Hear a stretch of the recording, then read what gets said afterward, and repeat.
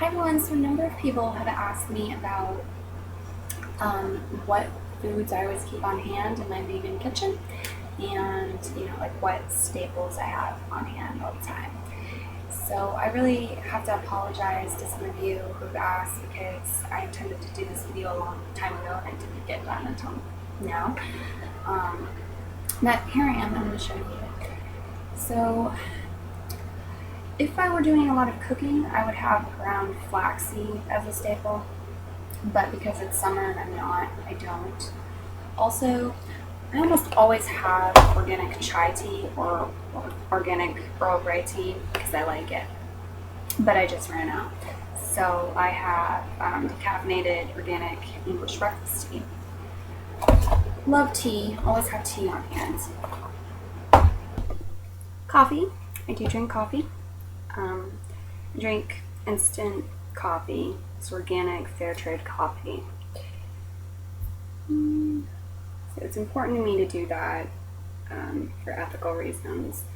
Great flavor, love the stuff, very quick. You can buy organic, fair trade coffee that's not instant, that's the percolated stuff, or the whole beans and grind it yourself as well if you're interested. This brand is Mount Hagen. I've noticed there are some other brands at my co-op and at Whole Foods, and I think you may see some of them in grocery stores as well. I have noticed in the past when I was living in different areas, them being in the mainstream grocery stores. Alright, some other ones I have.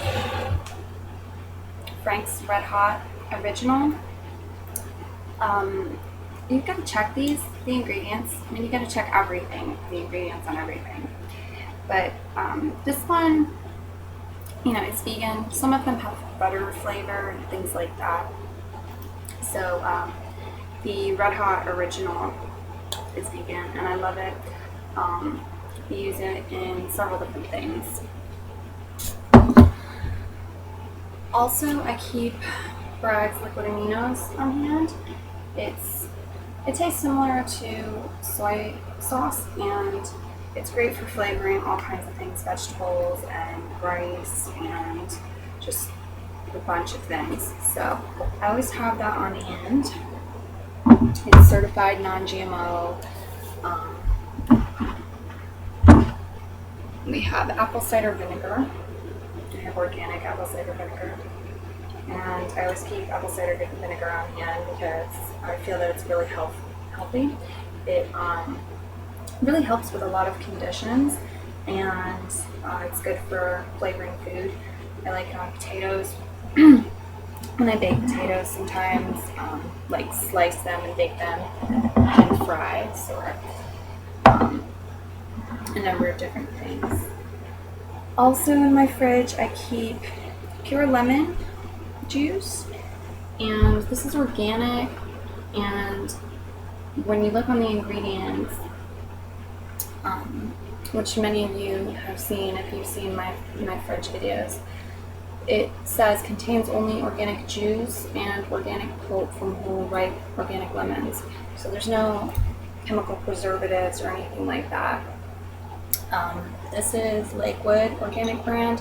There are a couple of them. I also have a 365 brand of 100% lime juice, which is the same thing, ingredients, organic lime juice and nothing else. So I always have one of these or both of them on hand, so I can put them in my water, and I use them in cooking sometimes. This is nutritional yeast, also known as noosh. It's fortified with B12, and it has a cheesy taste. So this is great for a lot of things. It's absolutely wonderful on baked potatoes. You can use it as an ingredient when you make your own cheesy sauce. We eat it on all kinds of stuff. So I almost always have that on hand. Coconut oil. I use this when I make my toothpaste. I do cook in it. I do add it to things like baked potatoes and so on. I do think it would be healthier to just not use oil at all, but aside from my toothpaste. But I do use some of it. I just make sure that I'm not overindulging in it too much, or else my body lets me know and I get acne and things like that. This is xylitol. This xylitol came from birch trees, which is really cool if you can find out where your xylitol is coming from, if you're going to get that, because I guess some of it is corn derived, so you would want to know that it's non-GMO or organic. At least I would, because I wouldn't want to be consuming GMOs. I use this in my toothpaste also. It's a sweetener. It's actually good for your teeth. Okay, and I keep it on hand just for the fact that I use it in my toothpaste, but you know, if I have enough of it, I use it in sweetening certain things as well. I often have agave syrup and use that as a sweetener instead of the xylitol, because the xylitol is kind of pricey. I have organic, well, it says organic soy beverage. It's organic soy milk that's unsweetened, and the ingredients for this are water and whole organic soybeans and nothing else. I really hate to find preservatives and mystery ingredients and nasty things added to drinks. And the vitamin fortification and all of that, I don't like it. I like to just have soybeans and water in my soy milk. So organic means that there's no GMO soybean in it, which is also really important to me. This came from Trader Joe's. There are some other brands. West Soy is one of them. I think Eden, Garden of Eden, also reverse osmosis, water, and soybeans on one of them, and the other is, it's not reverse osmosis, what is that? I don't remember, but nice clean ingredients, and they're organic soy milk. But because I've been shopping at Trader Joe's and this is the most economical, we always keep some of these on hand as well. Let's see, do I have anything else in here? Okay, those are all of the items I have for you, but I also try to have some of each color on hand with my fruits and vegetables. I don't always have something blue or purple, but every other week, if not every week, I do. And if you want to, if you're at a loss of what you can eat besides, a couple foods, blueberries or blackberries, if you only can think of a couple foods that would qualify as blue and purple, and you're curious about that, I just recently did a blog post with 20-something different foods that would give you the nutrients that the blue and purple foods have in them, because they are blue and purple. That's actually how you can. There's certain phytochemicals in foods based on the color that give them the color. So that's why I try to keep some of each color on hand. Some orange things, some dark green things. Like I said, blue and purple, yellow, red. What else? Generally have frozen fruit in my freezer so that I can have smoothies, and fresh vegetables.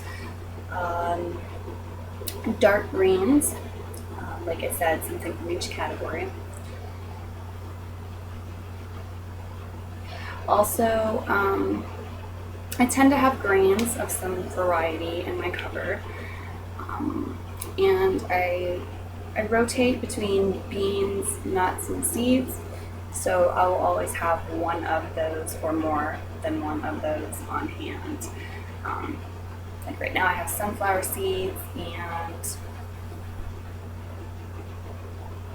peanut butter, almond butter, all on hand. So I like to mix it up. It's not too healthy to eat a lot of nuts. They're really high in fat. It's, it's just one thing that you do kind of want to keep an eye on, not overindulging in the nuts. Fruits and vegetables, unless you have some condition that makes it so that you need to moderate them. For instance, people who have diabetes really shouldn't be eating pineapple. If they are eating it, they should really just be eating a very small amount of it. Then, you can just go to town and eat until you don't have a desire to eat anymore when it comes to fresh fruits and vegetables. But with nuts, it's a little different. And I just find it the best formula for me to rotate between my nuts, my beans, and my seeds for economical reasons, and for a good balance. So I hope you enjoyed my video. Please give it a thumbs up or leave a comment if you did. Feel free to share it. And I guess that's all I have for you. So hoping to receive your feedback and be able to read that soon. Everyone, please be well. Thanks.